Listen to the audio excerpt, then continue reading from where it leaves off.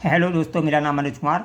आज इस वीडियो में हम आपको गोला, अर्धगोला का आयतन, वक्र पृष्ठीय क्षेत्रफल और संपूर्ण पृष्ठीय क्षेत्रफल निकालना सिखाएंगे। देखिए, हमने इधर एक वृत्त ले रखा है, इधर एक गोला ले रखा है, इधर अर्धगोला है। ठीक है। वृत्त और गोला देखने में एक जैसे लगते हैं, लेकिन वृत्त जो होता है वो 2D में होता है और गोला जो होता है 3D में होता है।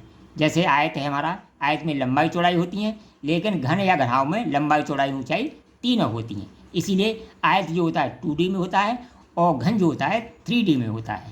यही इनमें अंतर होता है। अब देखिए, जो गोला है उसके आयतन का फॉर्मूला होता है 4/3 पाई आर क्यूब। ठीक है। अब देखिए, गोला हो या वृत्त हो, उसमें पाई साथ चलती है। पाई का संबंध तो इससे है ही है। ठीक है। गोला हो या वृत्त हो, उन दोनों में पाई का संबंध तो है ही है। ठीक है। अब देखिए, मैंने आपको बताया था जैसे हमारे पास कोई बेलन है, बेलन के वृत्त के क्षेत्रफल में ऊंचाई से गुणा कर दें तो उसका क्या निकल आता है? आयतन। इसी तरह इसका जो वृत्त है, वृत्त के क्षेत्रफल का सूत्र क्या होता है? पाई आर स्क्वायर। ऊंचाई भी इसकी आर ही होगी, क्योंकि इधर भी आर है, इधर भी आर के अलावा, यानी त्रिज्या के अलावा इसमें कोई और चीज़ नहीं है। ठीक है। तो इसलिए ऊंचाई भी ये क्यू हो जाता है। यानी पहले स्क्वायर था, जैसे पाई आर स्क्वायर होता है इसका क्षेत्रफल, इसी तरह उसके ऊंचाई को गुणा कर दे तो आयतन बन जाता है बेलन का। इसी तरह पाई आर क्यूब। अब देखिए, 4/3 कहाँ से आया? अब देखिए, ये गोला है, इसमें हवा या पानी भरा है। ठीक है। हमें एक ही राशि से गुणा करने पर एक ऐसे मान की आवश्यकता हुई जिसका गुण, जैसे हमें पाई की आवश्यकता हुई, पाई का मान पाई से के साथ जैसे प्राप्त किया, उसी तरह एक मान हमने प्राप्त किया 4/3। ठीक है। इसको साथ लगाने से इसका आयतन निकल जाता है। ठीक है। ये हमें केवल क्या ज्ञात हो, या तो इसकी परिधि पता हो, या त्रिज्या पता हो, या व्यास पता हो। तो हमें क्या मालूम है? हमें आर मालूम है। ठीक है। तो 4/3 पाई आर क्यूब इसका फॉर्मूला बन गया। ठीक है। तो ये इसके आयतन का फॉर्मूला बन गया। ठीक है। ये तो हो गया गोले का फॉर्मूला। अब देखिए, अर्धगोले का, यानी ये पूरा गोला, ये आधा गोला है, तो इसका आधा कर दो, इसमें 2 का भाग दे देंगे तो 4 2 से कट जाएगा तो 2/3 आ जाएगा। अर्धगोले इसका आयतन आ जाएगा, इसका आयतन बराबर हो जाएगा 2/3 पाई आर क्यूब। ठीक है। क्योंकि इसका आधा है।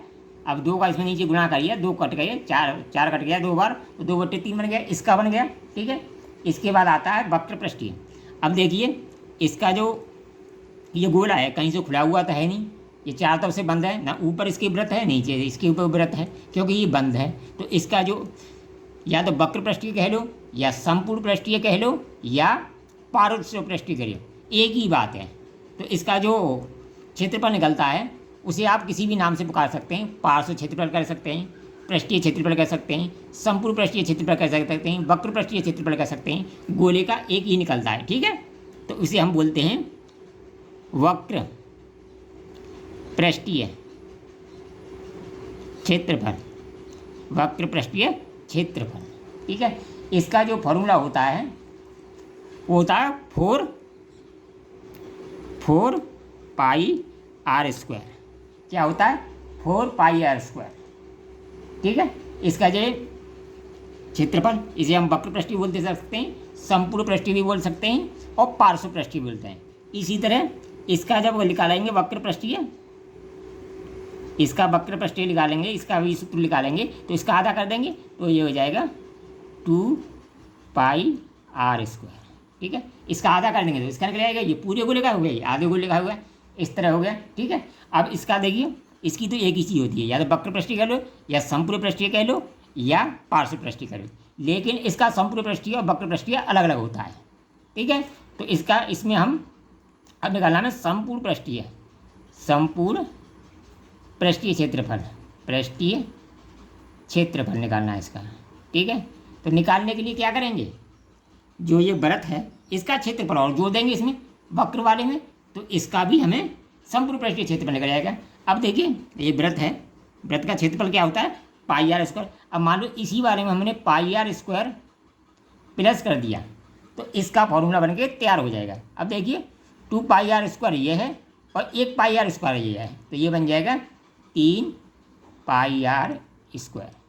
ये इसके संपूर्ण पृष्ठ का क्षेत्रफल का फॉर्मूला बन के तैयार हो गया। अगर इन्हीं में इनके मान रख दो, मान लो इसकी त्रिज्या ले लो, तो इसमें वैल्यू रख देंगे, तो इससे हम इसके आयतन, वक्र पृष्ठीय क्षेत्रफल और समपूर्ण पृष्ठीय क्षेत्रफल आसानी से निकाल सकते हैं। अगर वीडियो पसंद आए तो कमेंट करें, लाइक करें।